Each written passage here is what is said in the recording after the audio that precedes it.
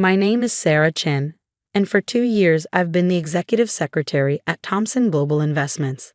But what the Thompson family didn't know was that I was also a certified forensic accountant with a master's degree in financial crime investigation.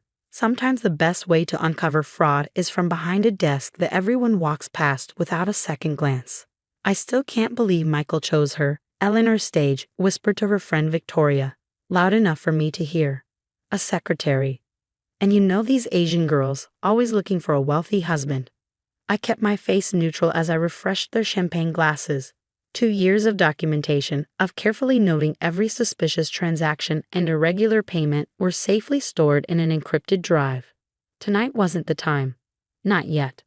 The story of how I ended up here began 3 years ago, when the SEC received an anonymous tip about irregularities at Thomson Global.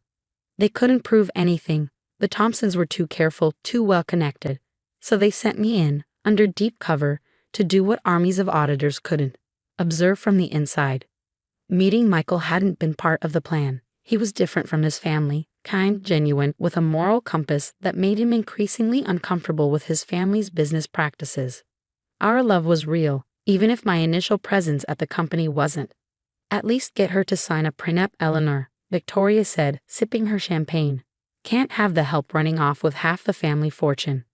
If they only knew that I had no interest in their money. What I wanted was justice for the hundreds of families they defrauded through their elaborate Ponzi scheme. Michael appeared at my side, his hand warm on my back. Everything okay, honey? Mom's not being too. Everything's fine, I assured him, though my stomach churned. Michael didn't know the truth either, about my investigation, or about what I discovered about his family's criminal enterprise. That would all come out tomorrow, at our wedding. I'd chosen the timing carefully. All the major players would be there. The corrupt board members, the complicit accountants, even the offshore bankers flying in from Switzerland. Eleanor had insisted on a big society wedding, wanting to show off her son's marriage despite her disdain for his choice of bride. Sarah, Eleanor called imperiously, be a dear and fetch my phone from my study. You know where everything is, being the help and all. I nodded demurely and headed upstairs. The study was exactly as I remembered from my countless late nights working there. The mahogany desk, the leather-bound books, the hidden safe behind the Monet reproduction that contained records of their real business dealings. What Eleanor didn't know was that I cracked that safe months ago, documenting every fraudulent transaction and illegal deal. The evidence was damning. $20 million stolen from retiree investment funds, laundered through a web of shell companies and offshore accounts. As I retrieved her phone, I heard voices in the hallway. Richard Thompson, my future father-in-law, and James Morrison, their chief financial officer. Everything set for the transfer tomorrow? Richard asked in a low voice. During the wedding ceremony, Morrison confirmed. While everyone's distracted by the vows, the last of the funds will move through the Cayman account. By the time anyone realizes what's happened, we'll be untouchable. I pressed record on my own phone, hidden in my dress pocket. Another piece of evidence for tomorrow's revelation. And you're sure about this girl? This Secretary Michael's marrying? Morrison laughed. She's nobody. Just another gold digger looking to marry into money. Too stupid to understand what's really happening at the company. I smiled in the darkness of the study. They had no idea that every word was being recorded, every document copied, every transaction traced. Tomorrow they would learn exactly how stupid I really was. Sarah, Michael's voice came from the stairs. Everything okay up there? Coming. I called back, composing myself. One more night of playing the quiet, submissive secretary. One more night of enduring their condescension and cruelty.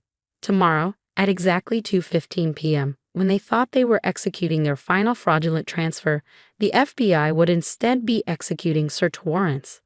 The evidence would be undeniable, the arrests swift and public. The only question that kept me awake at night was, would Michael ever forgive me? Back in the party, Eleanor took her phone with a dismissive wave. I suppose we should be grateful, she said to Victoria. At least a secretary knows how to take orders. I caught my reflection in the window, small, unassuming, dressed simply. Just as they expected. Just as I planned. A toast, Richard called out, raising his glass. To Michael and his bride-to-be. Welcome to the Thompson family, Sarah. I'm sure you'll learn our ways soon enough. If he only knew their ways were about to come crashing down. I raised my glass with a practiced smile, already imagining tomorrow's headlines. Society wedding becomes FBI raid. Thompson Global Investments exposed in $20 million fraud. Michael squeezed my hand, whispering, "Just one more day, honey. Then we'll be married and all this family drama will settle down." I squeezed back, my heart heavy with the weight of tomorrow's truth. "Yes," I whispered, "just one more day." As the party continued around us, I thought about the 2 sets of vows I'd be taking tomorrow. One to Michael, pledging my love and honesty, and one to Justice, finally exposing the truth about the Thompson family's crimes. I just prayed that when everything was revealed, Michael would understand why I had to do it. My wedding day dawned bright and clear, the kind of perfect June morning that most brides dream about. I stood in the bridal suite of St. Patrick's Cathedral, watching Eleanor fuss over every detail of my appearance, not out of maternal affection, but to ensure I wouldn't embarrass the Thompson name. "At least she cleans up decently," she remarked to her stylist, adjusting my veil. Though I still say the Vera Wang was wasted on her. I checked my phone discreetly, 10:30 a.m. In less than 4 hours, everything would change. The FBI teams were already in position, disguised as wedding staff and guests. Agent Roberts, my handler for the past 3 years, was posed as a distant cousin. "Sarah," Michael's voice came through the door. "Can we talk?" Eleanor huffed. "It's bad luck for the groom to see the bride." "Just for a minute, Mom. Privately." My heart raced as I stepped into the hallway. Did he know? Had someone tipped him off? But Michael's face showed only love and concern as he took my hands in his. "I heard what Mom said in there," he said softly, "and I want you to know, I don't care what anyone thinks. I love you for who you are, not what you do for a living." The guilt nearly crushed me. "Michael, there's something I need to tell you." "No," he cut me off gently. "Whatever it is can wait. Nothing's going to spoil today." If he only knew. The next few hours passed in a blur of photographs, last-minute arrangements, and Eleanor's constant criticisms. At 2:00 p.m., the cathedral bells began to chime. Guests filled the pews. New York's financial elite, corrupt business partners, and among them, dozens of federal agents waiting for their signal. Almost time for the transfer. I overheard Richard whisper to Morrison in the vestibule. "Everything ready. All set. By the time they say, 'I do,' we'll be $20 million richer, and those retirement funds will be untraceable." I stepped into my position at the back of the church, my father's arm linked with mine. He was one of the few who knew the truth, a retired FBI agent himself. He'd helped set up my deep cover operation. "Ready?" he whispered. I nodded, gripping my bouquet tighter. The wedding march began to play. The next few minutes moved like a scene from a movie. I walked down the aisle, seeing everything in crystal clarity. Michael's loving smile, Eleanor's smug satisfaction, Richard checking his phone for confirmation of the transfer, Morrison nodding slightly from the first pew. We reached the altar. The priest began to speak. Then, exactly at 2:15 p.m., as Richard raised his phone to authorize the final transfer, it happened. "FBI, everyone stay where you are." Agent Roberts stood up first, badge raised. Throughout the cathedral, other guests did the same. The doors burst open as tactical teams entered. Richard Thompson, James Morrison, Eleanor Thompson, Roberts announced clearly, his voice echoing through the stunned silence. "You're under arrest for fraud, money laundering, and conspiracy." Eleanor's scream of rage cut through the chaos. "You." She lunged at me, finally understanding. "You did this." "Step back, Mrs. Thompson," Roberts warned, moving between us. But I was watching Michael. His face had gone pale as the truth dawned on him. "Sarah," he whispered. "What's happening?" "I'm so sorry," I said, my voice breaking. "I never meant to fall in love with you. That wasn't part of the mission. But the love is real, even if my job wasn't what you thought. You're FBI. Forensic accountant working undercover. Your family's been running a massive Ponzi scheme, stealing from retiree investment funds. We've been building the case for 3 years. Around us, agents were leading the core conspirators away in handcuffs." Eleanor was still screaming accusations. Richard looked shell-shocked. Morrison was already demanding his lawyer. Michael sat heavily on the altar steps, his head in his hands. I knelt beside him, not caring about the wedding dress. Every document in your father's safe, I explained quietly. Every conversation about illegal transfers. Every offshore account. I had to stop them, Michael. They were destroying people's lives. The secretary job was my cover. I have a master's in financial crime investigation. The SEC sent me in after they received tips about irregularities but couldn't prove anything. He looked up at me, his eyes searching mine. And us? Was that part of your cover too? No, I said firmly. Meeting you, falling in love with you, that was real. It complicated everything. I almost blew the investigation twice because I couldn't bear to hurt you. The cathedral had mostly emptied now, save for some agents collecting evidence and a few shell-shocked guests being interviewed as witnesses. Did you know? Michael asked suddenly, about what they were doing. All of it. I nodded. Your father and Morrison were about to execute their biggest fraud yet, stealing $20 million from retirement accounts during our wedding ceremony. They thought everyone would be distracted. He was quiet for a long moment. Last month, when I told you I was uncomfortable with some of the company's practices that I wanted to investigate, you were starting to figure it out. That's one of the things I love about you, Michael. Your moral compass, your desire to do what's right, even when it means turning in your own family. His voice was there, especially then. I said softly, it takes more courage to stand up to people you love than to strangers. Hours later, after the interviews were done and the evidence collected, we sat in my apartment, my real apartment, not the modest place I'd maintained as part of my cover. The wedding dress was draped over a chair, the veil discarded. 3 years, Michael said, staring into his untouched whiskey. You spent 3 years building this case. Yes. And you didn't think I deserved to know before today.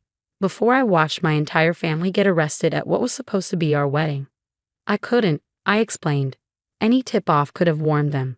They were already planning to transfer the money during the ceremony. If they'd suspected anything, they would have disappeared with the money, he finished, leaving all those retirees penniless. My phone buzzed. Preliminary reports from the FBI's forensic team. They'd already recovered most of the stolen funds. The evidence was overwhelming. What happens now? Michael asked. Your parents and Morrison will face federal charges. The company will be placed under receivership while we track down all the victims and restore their funds. As for us, he finally looked at me. Was any of it real? The quiet secretary who loved old movies and always brought me coffee just the way I liked it. The coffee was real, I smiled sadly. So were the movies. And so was falling in love with you. The only fake part was pretending to be less than I am. Less than you are, he repeated. You know, Mom always called you worthless, just a gold digger marrying into money. But you're probably the most qualified person in that whole company. Michael, I said carefully, I understand if this is too much.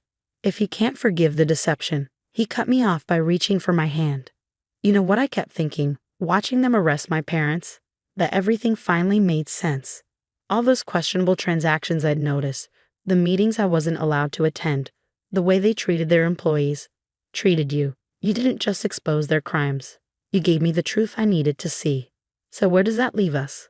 He finally smiled, just slightly. Well, we still have a marriage license, and I still love you, maybe even more now that I know who you really are.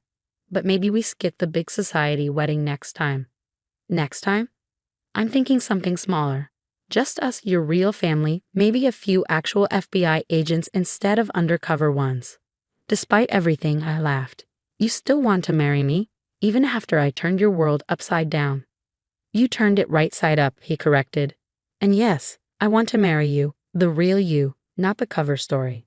Though I have to admit, finding out my quiet secretary fiancé is actually a brilliant forensic accountant who just pulled off one of the biggest white-collar crime busts in New York history is kind of impressive.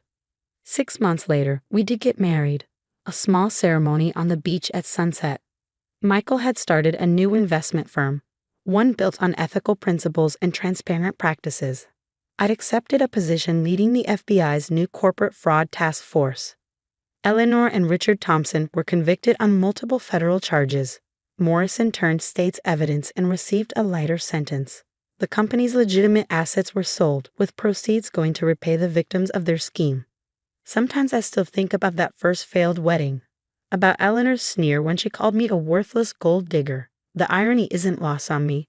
The secretary they dismissed as beneath them had been their undoing. But the real victory wasn't in proving them wrong about me. It was in stopping their crimes, in returning stolen money to hardworking people who trusted them with their life savings. And it was in finding love with the one person in the Thompson family who valued truth over money. Michael and I still laugh about how we met. The undercover agent and the honest son of dishonest parents. He keeps a framed photo of us in our first wedding attempt on his desk, right next to the news article about his parents' arrest. A reminder, he says, that sometimes the most valuable things in life aren't what they seem, and that love, real love, survives the truth. As for me, I kept the Vera Wang wedding dress Eleanor insisted was wasted on a mere secretary. It hangs in our closet, a reminder that sometimes the best way to fight corruption is from behind a desk that everyone walks past without a second glance. And yes, I still make Michael's coffee just the way he likes it. Some covers are worth keeping, even after the truth comes out.